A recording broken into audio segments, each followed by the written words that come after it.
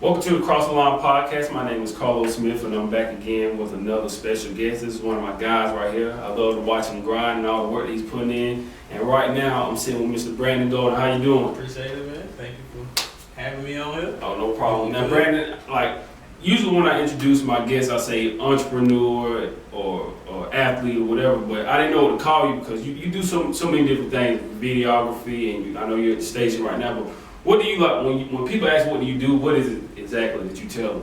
You know what? Honestly, at this point, I'm a music publisher. Like that's what my business evolved into is music publishing. But it's a lot that go into it on the back end. So it's like just to give it one title, I'm in the music publishing now. But on the creative side, I mean, it just depends where you would like to start at. Cause I mix engineer. Mm-hmm. Photographer, videographer, celebrity interviewer, but like that's just because I was gonna say journalist because that's kind of what I tell people. I'm a journalist, an entrepreneur. So how did you actually? Let's start with the journalism. How did you actually get into all of it anyway? How did you get into this business? Well, I was always writing. Mm-hmm. So I grew up writing articles. I had my own blog for a while. I had a magazine called Music Talk Magazine. That was like my first real project. Right. I started a magazine when I was 19. I was up there upstate. It was like I want to say after my freshman year, that summer transitioning into sophomore year, I started a magazine, and from there I ended up hopping on with the Shade Room early on. They only had 1.4 million followers when I got there, and from there I was still trying to do music in the middle of all of that, and it just ended up turning into me doing celebrity interviews for my mixtapes out, and then going after that, basically I went independent. All right, because I remember, I think you did some interviews for my mixtape. What mixtape? My mixtape. Yeah, my mixtape, and like you say, you was Shade Room and all that stuff. How did you actually? Because I know some people don't know. How do you get on with those kind of people? What do you just reach out to them? The Shade Room was a funny story because honestly, my girl went ahead and told me about the Shade Room. She was just telling me about this big blog on Instagram. She was like, yo, you need to hit them up, try to get on. And I just sent an email out, and I sent them my magazine, told them what I was doing, and a few months later they hit me back. And it really started like that. Really my girl told me to get on, and that's what happened. How much do you feel like that kind of benefited you for just kind of getting on with the Shade Room? I'm not gonna flex. The Shade Room only taught me what to expect moving forward, dealing with major mediums in the industry. Mm-hmm. I didn't really learn any skills. I'm gonna be honest, everything that I've done was taught by Google. Google, yep. Google, literally. Google's like your best friend now. Google and YouTube. I had one article published on Shade Room website, still up to date. It's the 2 Chainz dropped the mixtape Trapavelli 3. Trapavelli, yeah. And I did the music review because they had a music department for a little while. Mm-hmm. That's how I got on. I was writing music reviews. That was the only one to actually post. But the thing that really did it was I posted. I got a couple of followers from it. It was okay, so I was alright, they got 1 million followers. I'm not gonna just get famous off one post I see because I have no idea how this goes. Mm-hmm. But after that, it was some background stuff going on as far as I might have just been doing copy editing, sending it back with errors I corrected, and then it just slowed down without really. I never got a phone call it was over. They just stopped hitting me up. Right. So it just stopped out of nowhere, and then I ended up with my mixtapes right after that because I basically pulled the same move. I sent out an email. I had content. I had just did a Jacquees interview, and they liked it. I did the first ever interview on their app. Mm-hmm. Then a few months later, they pulled the same move. It was they kind of just cut contact, ain't really say nothing.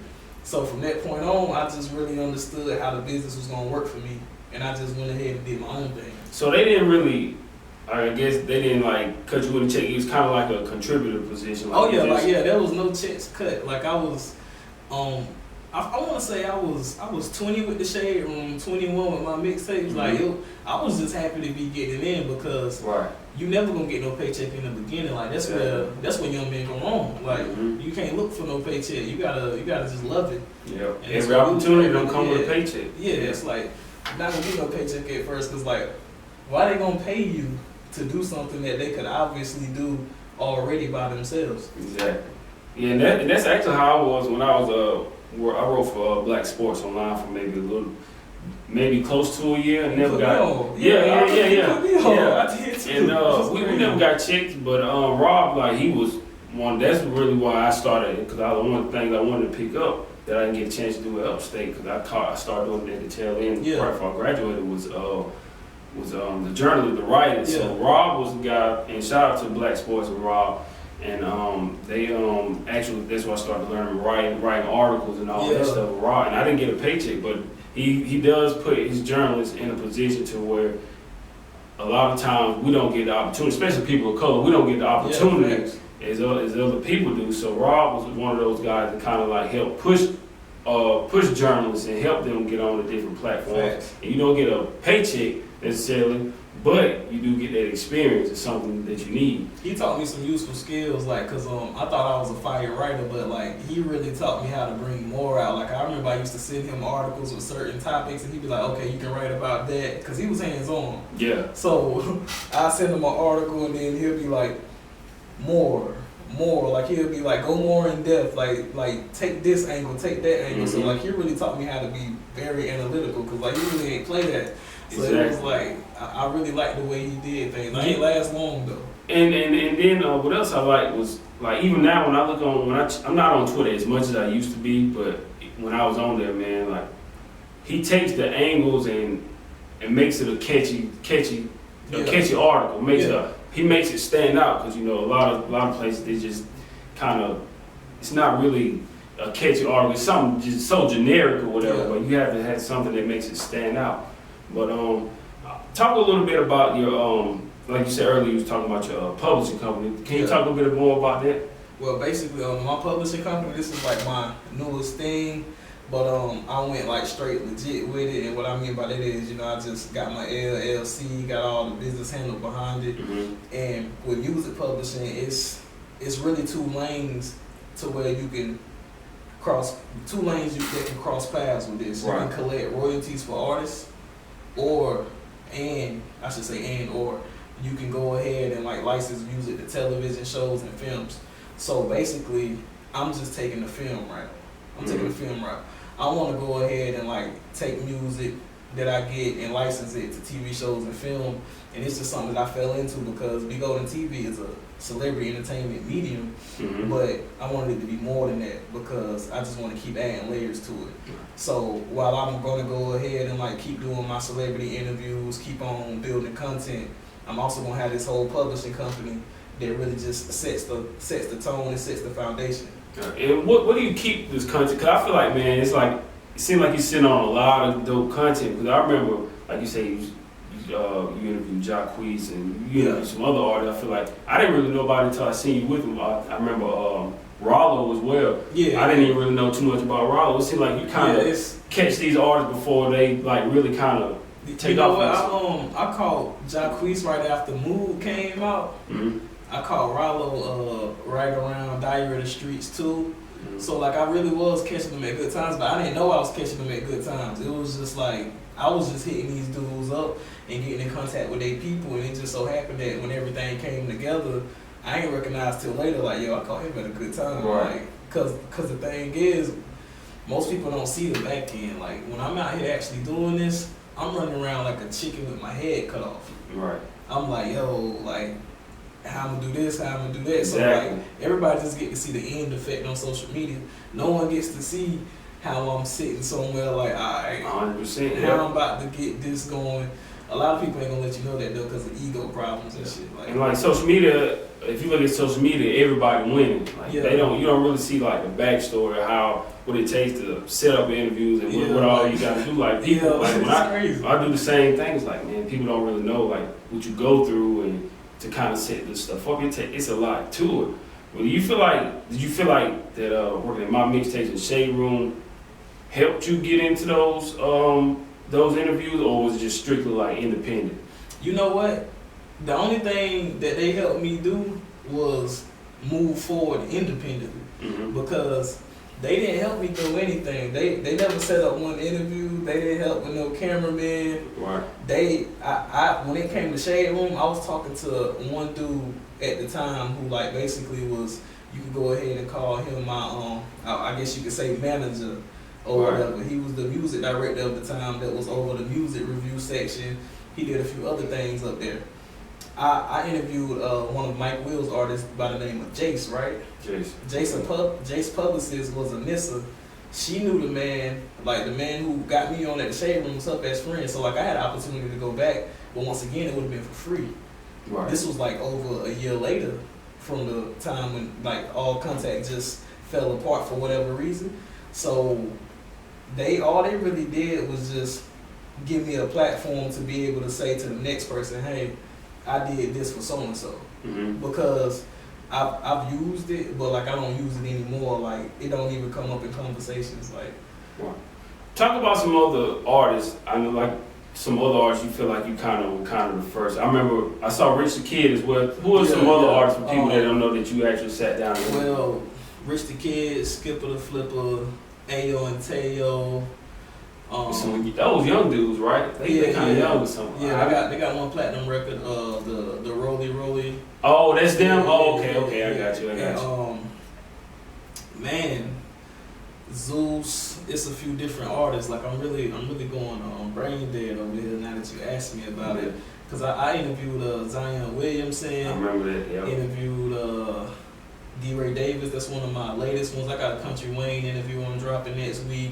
Okay. I done interviewed John Witherspoon, Pops from Pops. Friday. I met more artists than I've actually interviewed, like, Right. because I've had a chance to meet guys like Marlon Wayans and a few other big names, and I've done 30 celebrity interviews, and it's crazy that I can't name them all off the top of my Right. head right now. It's been a 3-year span. What's that feeling like for you when you actually interview like a celebrity? Like, or at least that first experience was kind of like a starstruck feeling for you, or how were you? I wasn't starstruck. I just couldn't believe it was finally happening. Right. Because I had been trying to interview people for 2 years and it wasn't going nowhere. So when it finally happened, I wasn't looking for it. So the Jacquees interview, when we was in there doing it, like the first interview was my worst interview because when I go back and look at it, Was he the first one? yeah, he was number one. Okay. So he was the first celebrity I interviewed. Before that, DJ Montana, we was still in school. Yeah. And, I still had my magazine going. Me and Montana did an interview where I interviewed him, and I don't know what happened to the footage. He sent it to me one time, but like that was my first interview. But my first celebrity interview was with Jacquees, and like I just didn't know how to be an interviewer. You know what I'm saying? Like I just had to go back on Google, learn some new skills, go watch some dudes do it on YouTube. But I really learned I learned how everybody else can learn. You know, just go on YouTube, go on Google, figure it out. Yeah, That's really what I did. Yeah, that all it takes, man. You just gotta, just kind of learn some stuff on the fly. I want to tell you kind of a little bit about my first experience with my first celebrity interview. Well, the people that I actually met, like from Coach K. I actually met Coach K and during my internship. I met Coach K at ACC Media Day and Roy Williams and Patino, and then I actually I started covering the Hornets and Panthers. So man, when I actually saw these guys, it was like the first day that I actually did it, I was kind of like starstruck. And I talked about this actually. It's crazy because one of the first interviews that I did last year was with Troop, and we actually sitting like in a room like this, and I was telling him, man, the lady that when I was conducting those interviews in the media room, I was like, man, I was nervous, and she told me, these are your peers now. She's like, I was the same way as you, but now these are your peers. She's like, don't put them on a pedestal because if you do, you already lost. She's like, you just got to go in and treat them like it's just like an ordinary person, which they are. They're human just like us. They might have more money, but at the same time, they're human though. That's the thing about it, man. And most of them pretty laid back. Like we had some people that didn't really care. Athletes anyway. Some athletes, when we went into the locker room, they didn't really care to talk. But for the most part, man, a lot of them were really, really laid back people. They watch the same stuff we watch. Yeah, they like eating everything like that. So they pretty much laid back. I ran into some assholes. Like I ran into more cool celebrities than assholes. But I done ran into some assholes, and more on the sports side. Yeah. Because I worked Panthers training camp last year, Mm-hmm. and that was an experience because I've never done interviews in that type of setting where you basically it's a bullpen and y'all surrounding Yep. each dude and y'all basically fighting. For And everybody's fighting to get I closer. liked Yeah. it too though Yeah. because like that was my first time doing it. And I got off like I said, all right, if I get off even 3 questions with these dudes, they've been doing this for years. I was like, I said I won then. I did it. Panthers training camp. It was about 4 years. I had just graduated from Upstate, and this was the training camp the year they went to the Super Bowl, and that was kind of a different feel for me because, like you said, like everybody's crowding around the athletes, and everybody just trying to get the questions out and everything like that. But I did manage to get one. The first ever one-on-one professional interview I did was with Fodger Whitaker, the running back for the Panthers. This was like about 4 or 5 years ago, and it's actually on my SoundCloud. That's one of the first ones I ever did.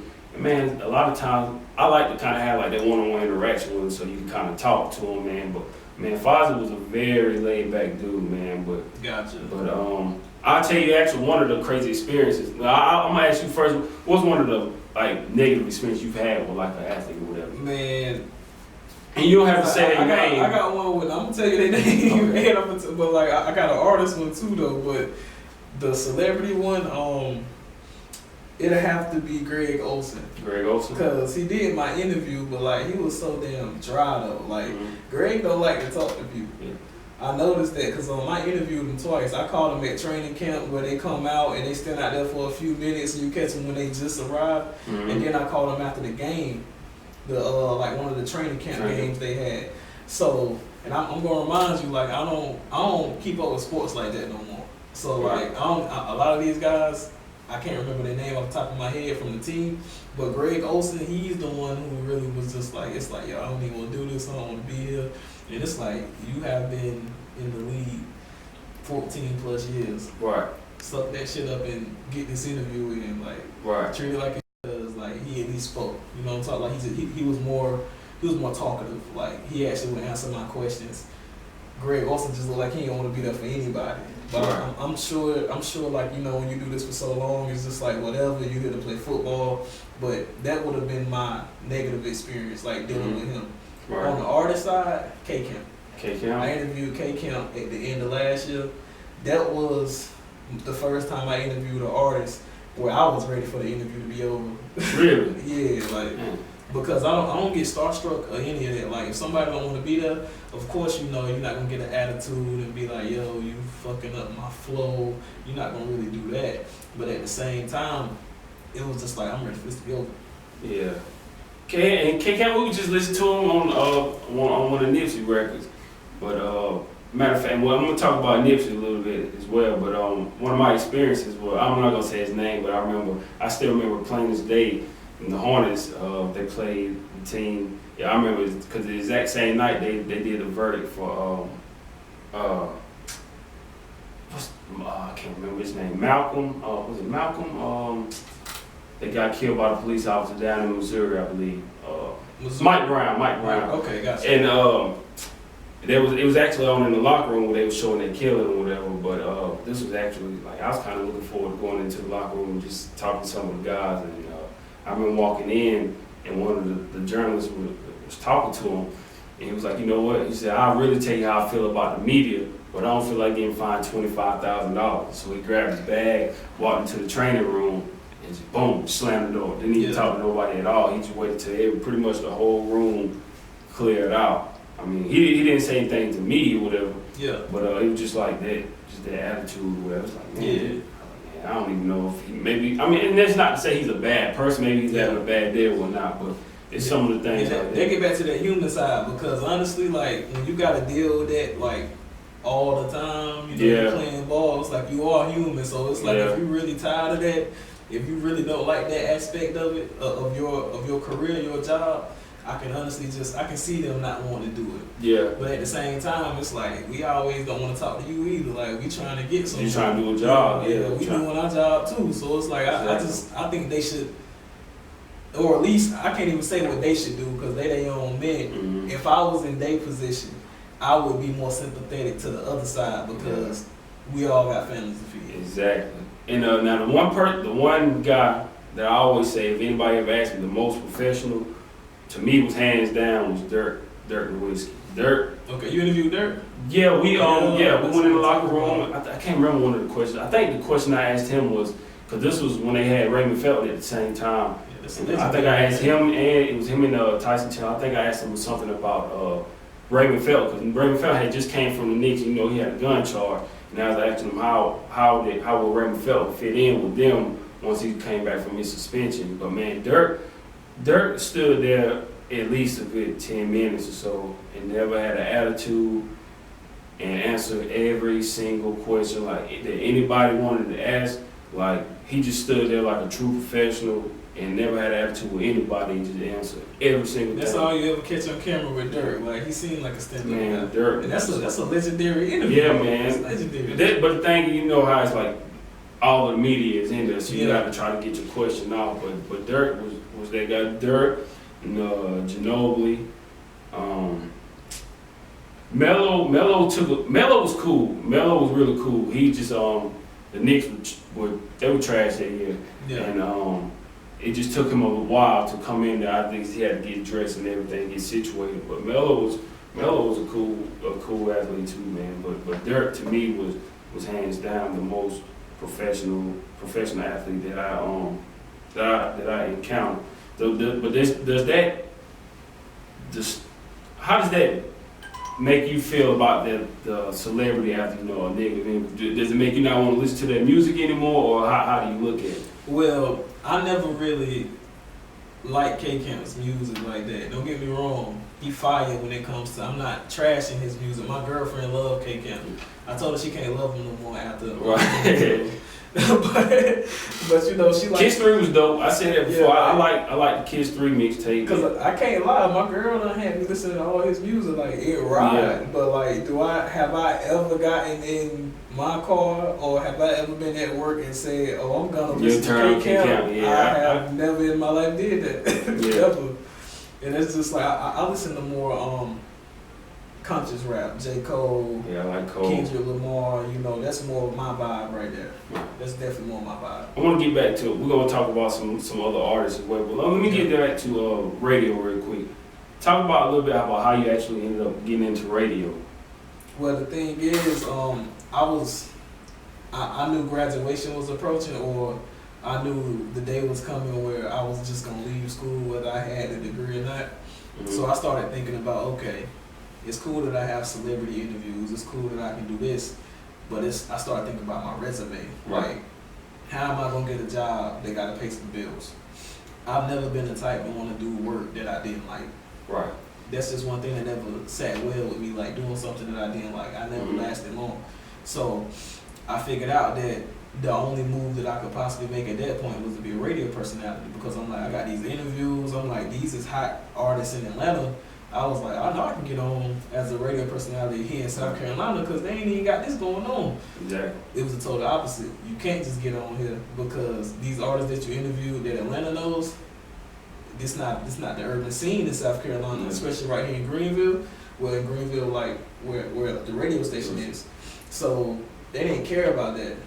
They wanted to see other things. Like, I had a better chance of getting on in digital just off of my video and photography experience than having these interviews that nobody actually cared about. Mm-hmm. So I had to change gears there.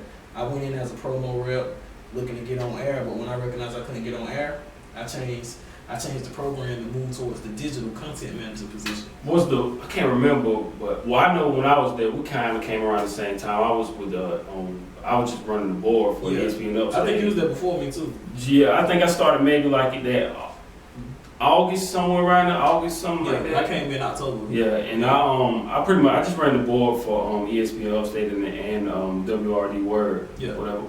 I can't remember, was the block actually there at the time when we started, or it wasn't even? Yeah, the block was there. It was there. Yeah. Cause I can't really remember, and I never really did anything on that. The block was approaching their 1 year anniversary the month I started, because they had the Gucci Mane concert downtown at the old Bilo Center, Bon Secours. So that was their 1 year anniversary. Okay. So they were there just slightly. So what all did they have you doing when you started? You said you were in marketing. No, I was in the promotions department, okay. and like it was. I mean, man, it was for a college kid at the time, it was great. Like, I mean, you out here, you driving around radio station vans, you getting unlimited free Papa John's pizza. You know, you just talking to fans, you playing games with them. Mm-hmm. That's just what it was. But like, the money is trash, Exactly. and you don't recognize how trash it is until you start thinking about grown man things. Mm-hmm. So when I was transitioning out of college, and it's like, hold up, this is $9 an hour. It's like, this cannot continue. Mm-hmm. I can't keep doing this. So it was Especially for that drive, man. It's like yeah. almost an hour drive for me. I wasn't making money either. I wasn't doing it too much longer, man. Like, it was a blessing that I could move up when I did, because I had told myself before I found out I could move up, I was like, yo, I'm about to leave here. It's like it's done. It's like I've done all I can. Then I got word that this position was gonna be coming open, and that they were really considering me. I was like, okay, well. Right. So what do you think is the benefit of working in radio nowadays? Because I look at it now as kind of like I don't want to say it's a dying industry, like it's just gonna completely go away. But it's so many different outlets now. Yeah. With social media, plus with like podcasts now. Yeah. It's like so many different outlets now. What do you see this taking radio in the future? Honestly, because I feel like our generation, man, I feel like we don't care to listen to the radio. Exactly. I feel like you have to be in a car where there's no aux cord to listen to the radio. Exactly. So I feel like radio is only surviving because of I'm gonna say the 35 and up crowd. Mm-hmm. But I feel like even my mother's 45, 46, and even she's on her aux cord in the car. So it's like even that varies, but somebody's keeping it alive. Like, it's people out here that's listening to the radio. I'm not sure how it's still managing, but I do feel like it's gonna die off just because of Sirius XM, Pandora, all the other streaming, all the other streaming platforms that you can use. So I just honestly don't feel like it's gonna last another 20 years. Because the thing I think about is, like, one of the things is like, why would I sit and wait an hour for a song that I actually want to hear when I can just pick it up on my phone and just go right to it? Exactly. Instead of just sitting there for an hour waiting, hoping that they play the song, and they might not even play it while you're actually in your car. You can just take it, like say, get the aux cord Exactly. and just turn it on. So like why would I sit? That's why I'm kind of worried. Like, where was radio going? And you know what? I just thought about this. Radio is surviving due to the record industry. So they might not go anywhere, because the record industry is what keeps the radio doors open. Mm-hmm. Because think about it. What do we hear over and over again on the radio? We hear the hits. Mm-hmm. We hear what's hot on Billboard. We hear what the record labels is pushing Right. constantly. They say new music from such and such over and over, but this song is 2-3 months old.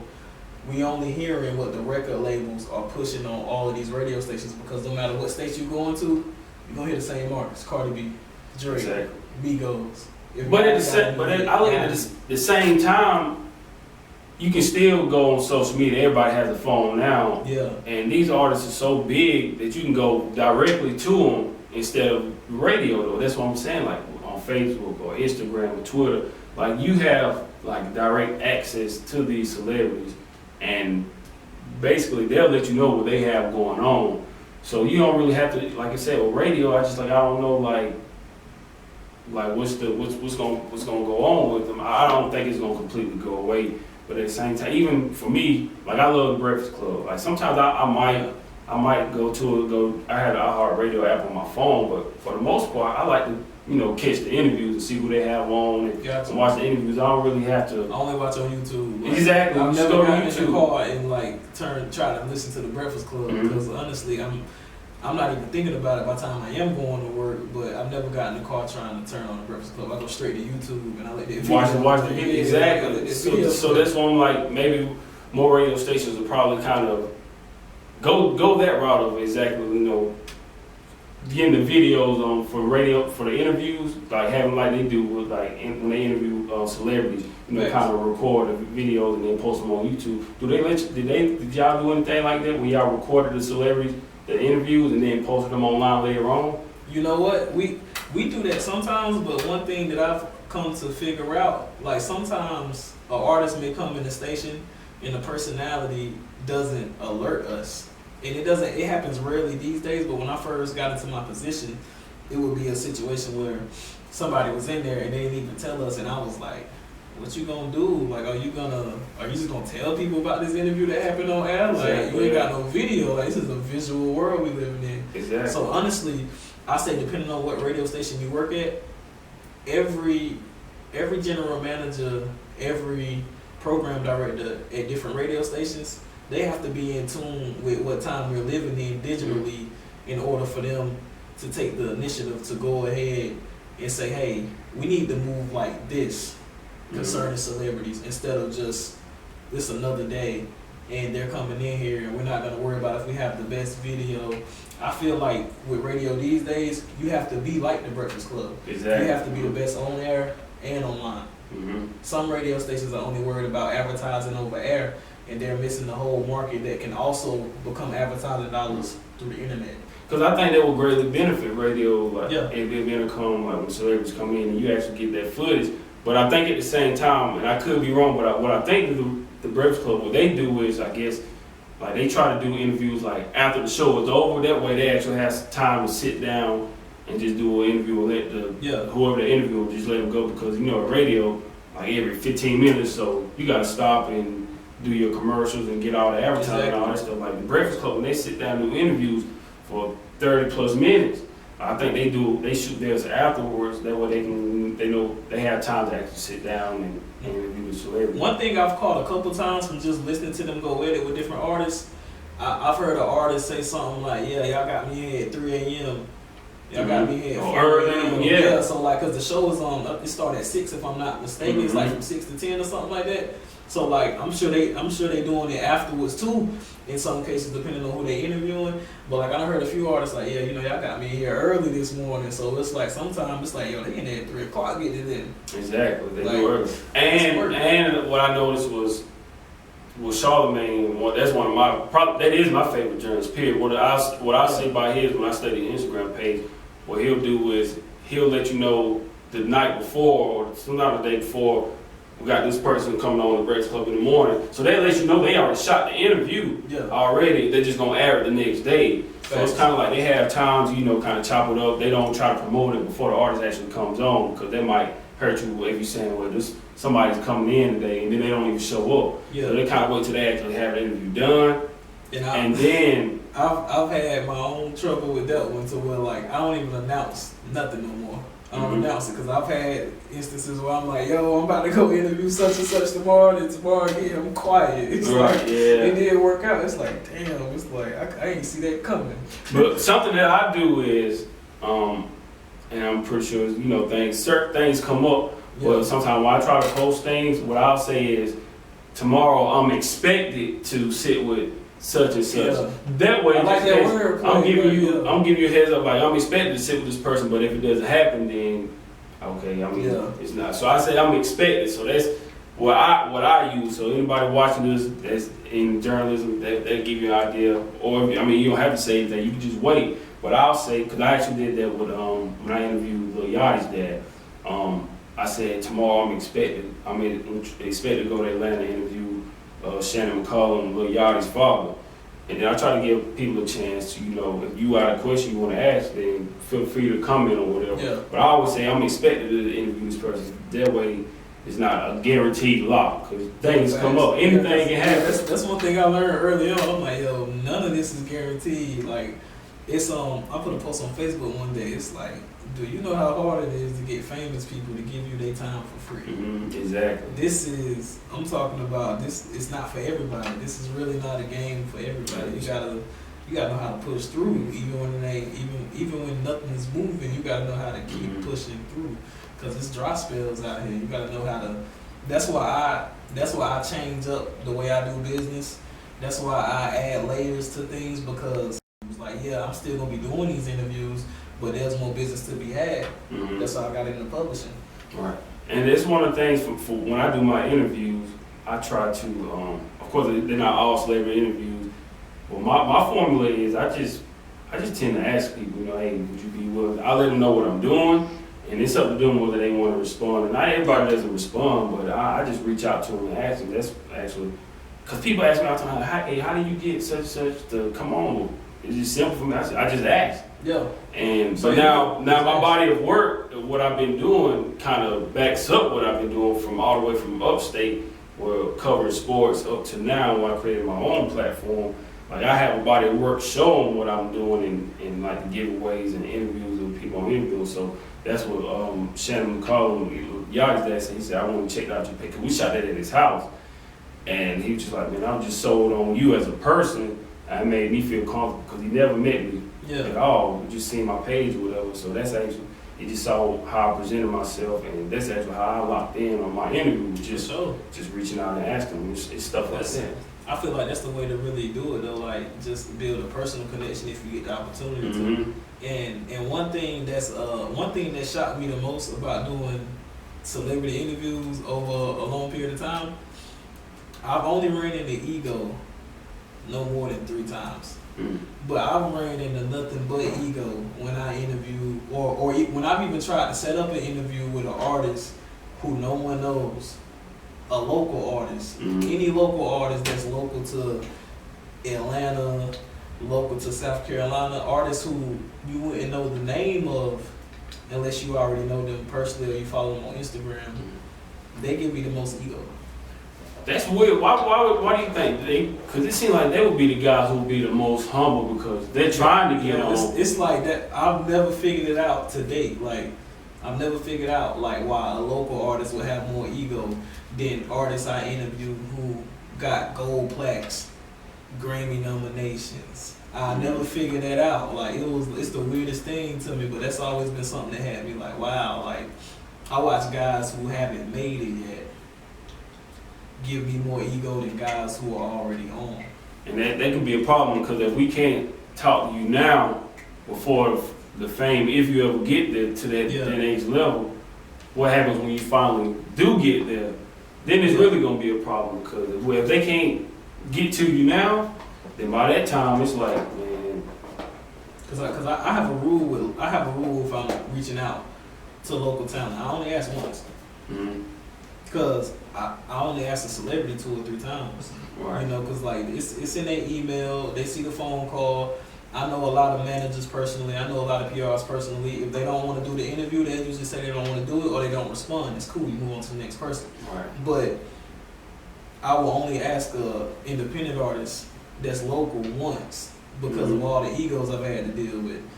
Because a lot of guys, I don't know what it is. I can't speak on it necessarily, but like it's funny to me. I ran into a lot more ego trying to deal with people who weren't famous. I haven't really done a lot of music interviews. I think I've done maybe 2 or 3. Then we had the hip hop roundtable. I hate it because you couldn't make it to that. But yeah, me too, man. For the most part, I think I'm not against doing those kind of interviews, but I haven't really done a lot, so I can't really say that. You know, these guys are too stuck up for me from my experience. But you more on the music side than I am, so you know more about that. But I want to change gears just a little bit and talk about something else. So far this year, how have you viewed this year in hip hop? I feel like this is one of the weirdest years in hip hop. I feel like last year was one of the weirdest years in hip hop. Like I'm old school. I'm used to bars. I'm used to substance, and it's gotten so far from the actual substance that I've had to remind myself, like, yo, don't turn into. I've had to remind myself not to turn into one of those dudes that, like, just because it ain't like it used to be, to downplay it. Like, I've just had to learn how to like these newer artists because I feel like it all sounds the same. I feel like it's all out of tune.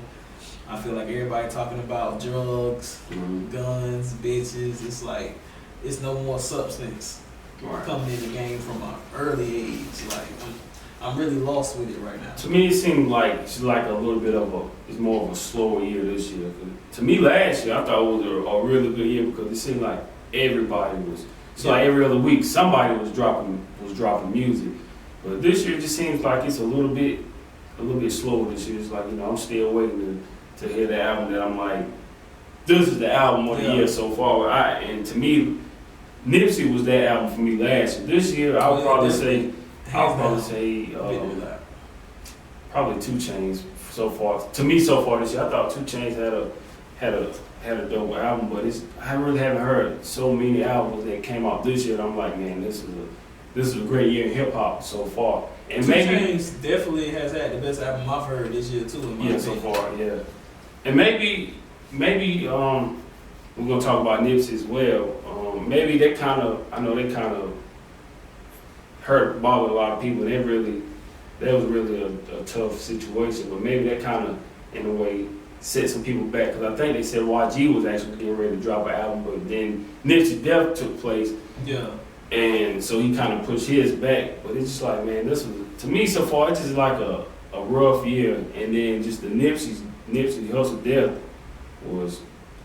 made it even worse for me. It's like, Yeah, man, facts. this was Over the past couple of years, like hip hop has been experiencing a lot of sudden deaths. Like from you got Mac Miller, yeah, you got drugs. Triple X, Mm-hmm. you got Lil Peep. It's been a lot of death suddenly. Mm-hmm. So and then one thing that's really changed the game for me is that now everybody is seeming to catch death on the phone now.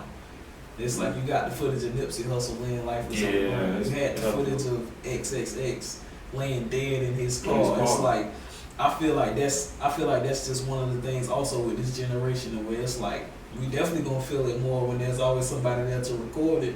Mm-hmm. And I feel like that's something you shouldn't even record.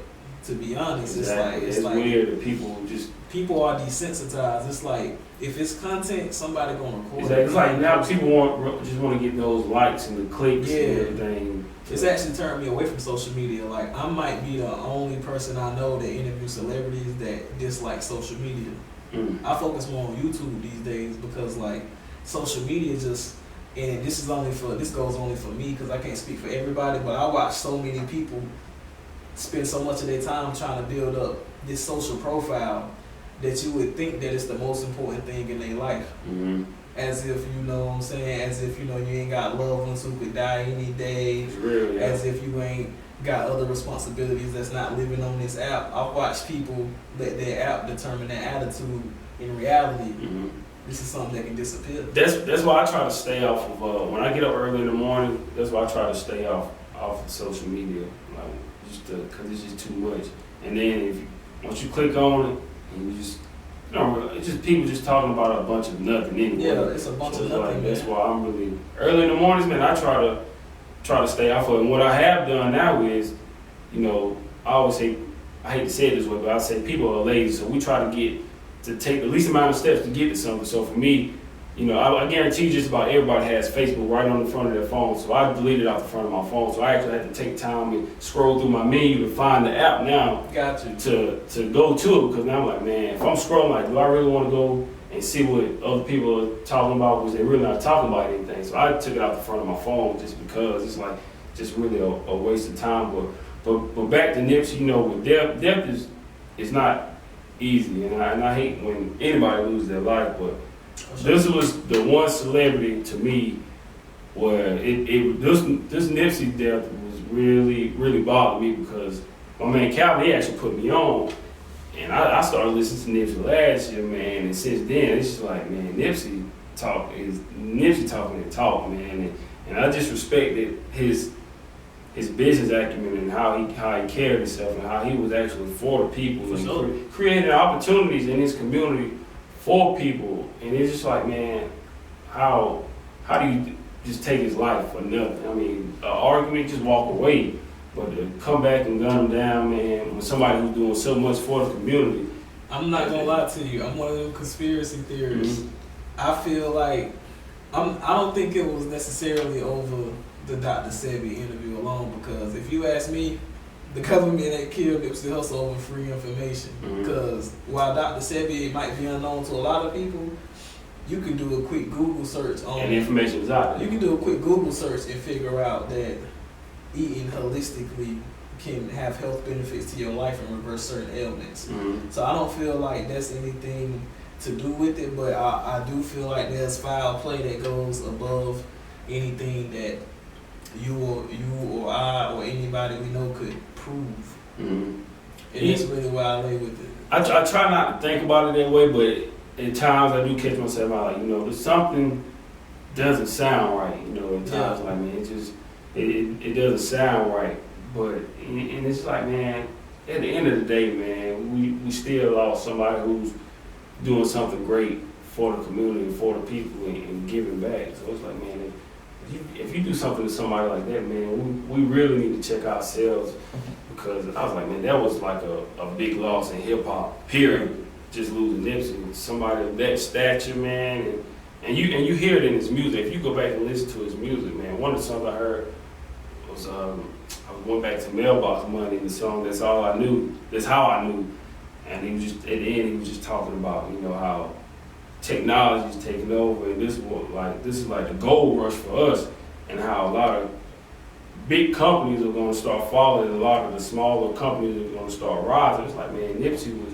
Like he could see everything coming. Ahead of his time. Exactly. Man. He was really ahead of his time. And to lose somebody like that, man, it's just like a big setback for the culture, period. Because like man, where do we go from here? Yes, I believe that we should still, continue to give back to our people and help each other out. But it's just like man, that was the one death to me that really just like bothered me the most. Losing the celebrity.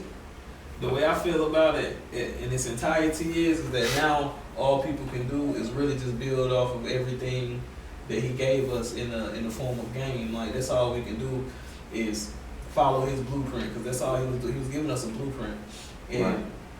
It's here. It's like he already planted the seed, mm-hmm.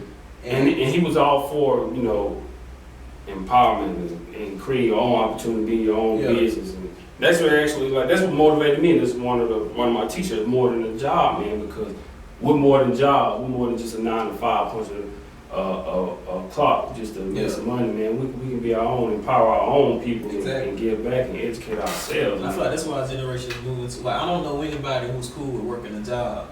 Right. I don't know anybody who's cool with that. Like we all gotta do what we gotta do. We grown, but I don't know anybody who is happily like I'm happy to be at this company.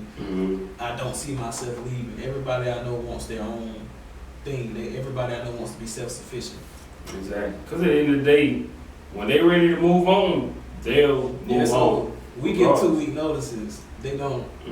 So that's exactly. just like that's one thing we gotta deal with. So like I've never been cool with actual jobs. Like I like the job I have right now. It's sustainable. But when a coworker jokes with me and asks me, you still hanging in here with us? I say for now. Yeah. Because it ain't gonna be forever. Exactly. Because we have bigger goals, man. You just have to set your goals high, man. And life is too short, man. Because you don't want to look back like, man, what if I would have went after something I really cared about instead of just picking up this paycheck at the end of the day, man. I've taken a lot of risks at times where I should have been very careful dealing with the celebrity interviews and things. It's been times where I should have went and got a job, but I decided I'm still going to kick it in Atlanta. I'm still going to do this, that, and the third so I can move on this way because I'm one of those people that I can't look back and say what if. Exactly. That'll never sit right in my spirit. So I'd rather risk everything right now. Sometimes I don't give a damn what it hurts. I don't care what I might have done wrong. I will take that financial risk because I gotta get it. Exactly. I'd rather live saying, oh well, than knowing that I tried and what if looking back saying, dang, I wish I would have went for it, man. I can go listen to my elders and listen to a whole bunch of regret and a whole bunch of what ifs because as some of our elders in our families would tell us, I had kids, I had to do this and that. I get it. You gotta do this and that, but you still gotta find a way. Yeah, you gotta find a way. And that's if you put happiness over money, because I don't move off of paychecks. I move off of what feels right in my heart. Exactly, 100%, man. A few more questions, then we're gonna get out of here. Who are your favorite artists to listen to? Hands down, J. Cole, Kendrick Lamar, Drake sometimes. I really like Earth Gang. That's one of the newest people I'm on, Earth Gang. And I like to listen to Still listening to Big Sean. Still Big listening to Sean. Wale. Big Sean gotta drop something this year, man. Yeah, man. Like I'm still listening to Detroit. That's my favorite vibe. Yeah, Big Detroit was Sean, hard. Detroit was hard. I like Dark Sky Paradise too. I thought Dark Sky Paradise was better than I Decided, but Detroit was. You know what? Dark Sky Paradise to me, it got some hits. It got some misses. Mhm. I thought it was better. I Decided was okay. I mean, it was good, but to me, it was just like I don't know about it. Yeah, But, I feel that. But my favorite artists, of course, I always say Jeezy, Fab, and Ross. I think Ross. A lot of people don't like Ross because they say, well, he was a officer or whatever. Yeah, But got I think bars, man. yeah, Ross is dope, man. Ross got hits, man. Yeah, Ross. And Fabulous is a sleeping giant, man. People Yeah. need to be wondering how Fabulous has been around for 20 years and he still seems to be on top. Like that's what people need to start wondering. And what I like about Fab too is that he doesn't, ride the wave with somebody a popping artist at the time. He kind of stays in his own lane. Like, been in his own lane, man. Like to this day, I still don't understand how Fabulous is still here. And that's no disrespect to Fab, but it's like you watch these other artists.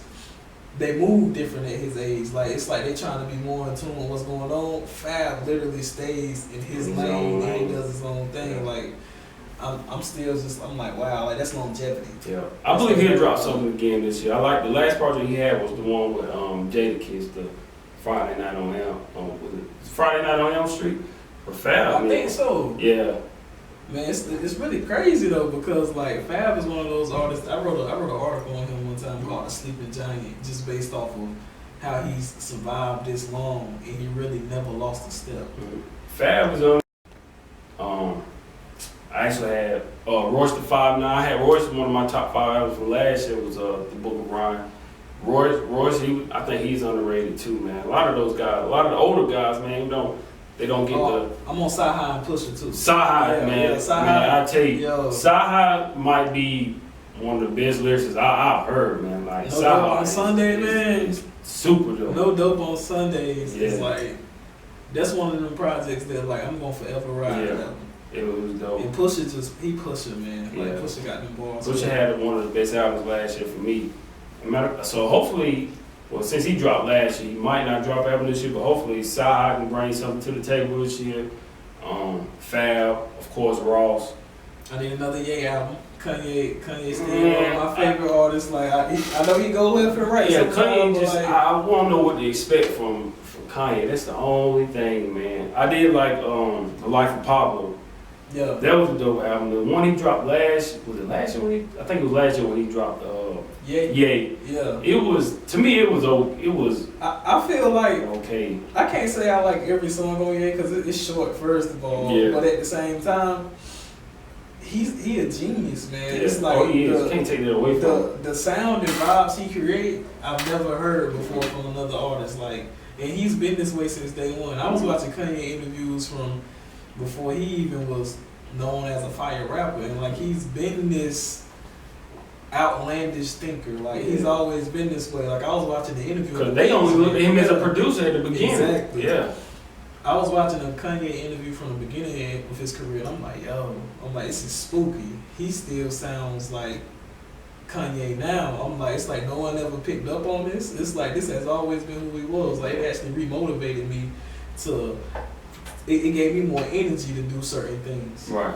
Yeah. He's definitely one of the best to do it, man. Just, I just hate that his antics might take away from his body of work and and the great music that he's put out. Because there's some of the stuff that he's saying. We don't have to get into all of that, but it kind of turns people away. Yeah. So now it's like with his next album, or people, of course, people are gonna listen to it, but is he gonna pull like another stunt, just saying something off the wall just to get that attention? Yeah. I hope he don't do that, man. Cause like, the Trump comments actually killed the Ye album. Yeah. I feel like he could have left that alone. Though. Exactly. It just seemed like he just did it for attention. Like if his whole mission was to go talk to Trump to, get justice for black men, that's cool. But state that instead of just saying something that just gives people the illusion that you had this idea instead of the idea you actually had. Exactly.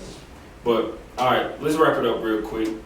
My last final question that I like to ask everybody: What is your ultimate goal?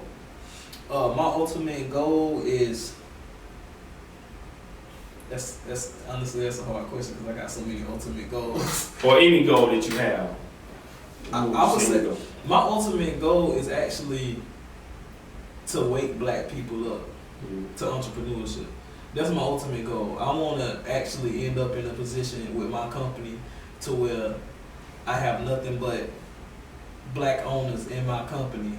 I want my company to be a stepping stone to where all I hire is young black men and young black women, young Hispanic, all minorities, and allow them to build themselves up to have their own companies. I want to build people up to leave me and go be self-sufficient. That's my ultimate goal. I want to be that stepping stone. That's what's up, man. I appreciate you, man. I like to see what you're doing, man. Keep up the work. Before we get out here, can you tell everybody how to find you?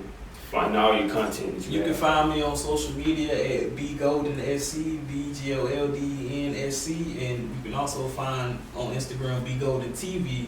It's the same as my YouTube, BGOLDEN Go get this celebrity content, and I appreciate you for having me. All right, appreciate you, man. Hope you guys enjoyed it. Till next time, keep chasing dreams. That's the Cross the Line Podcast. Thank you for listening. What's up? What's up? This is your boy V Golden, and you're listening to the Cross the Line Podcast with my boy Carlos Smith.